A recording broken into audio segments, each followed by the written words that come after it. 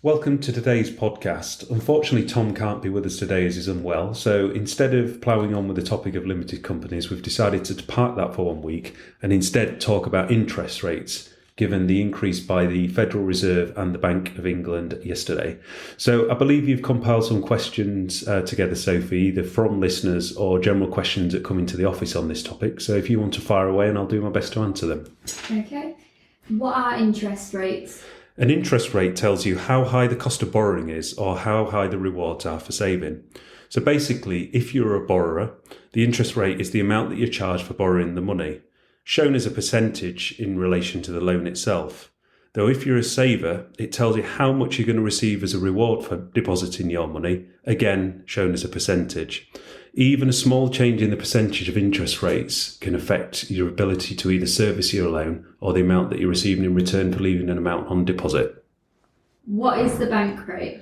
The bank rate is the key interest rate in the UK, and this is set by the Bank of England.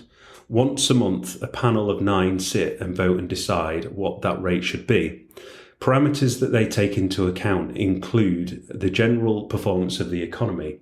So at this moment in time, as I'm sure our listeners are aware, we're going through an inflationary adjustment, basically where the price of goods this year cost more than they did at the same point last year.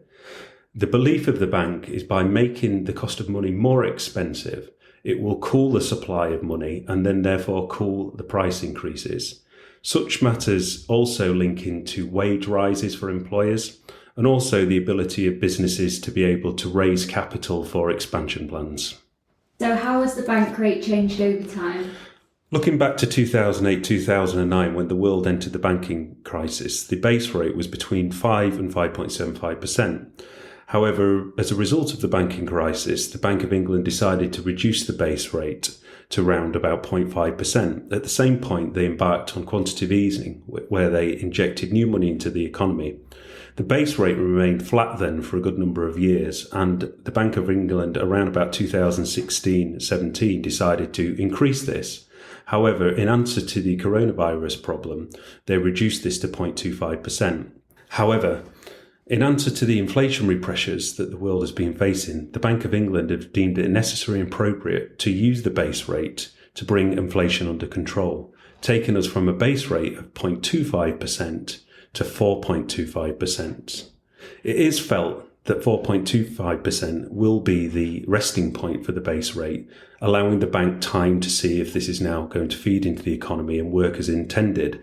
However, the next meeting is due on the 11th of May 2023, at which point the panel will vote again as to whether to hold, decrease or increase the base rate.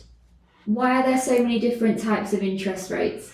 The number of different interest rates available when you borrow or save can be confusing. The interest rate high street banks set depends on more than just the bank rate itself.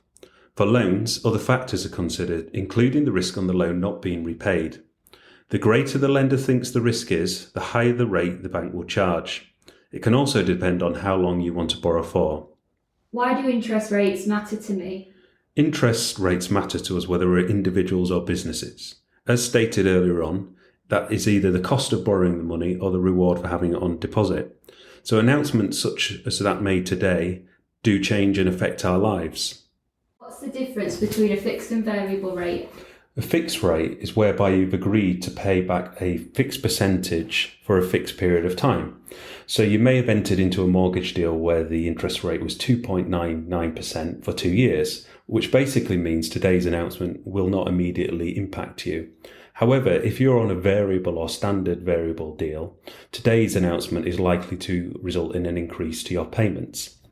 So my general advice to you would be to consider all of the finance that you've got outstanding at this point in time and understand if any of those are fixed and variable deals, and perhaps decide which ones would be best to pay back soon.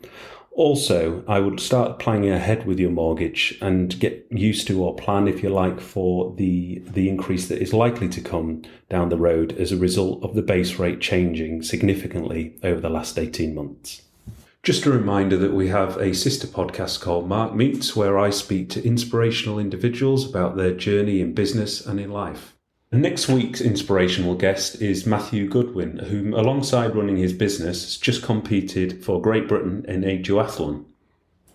Next week's topic on Two Accountants, One Mic and Your Questions is limited companies, what are the benefits, and when it's time for you to start your own. Following on from that, if there's any particular subject you'd like us to discuss, please contact us.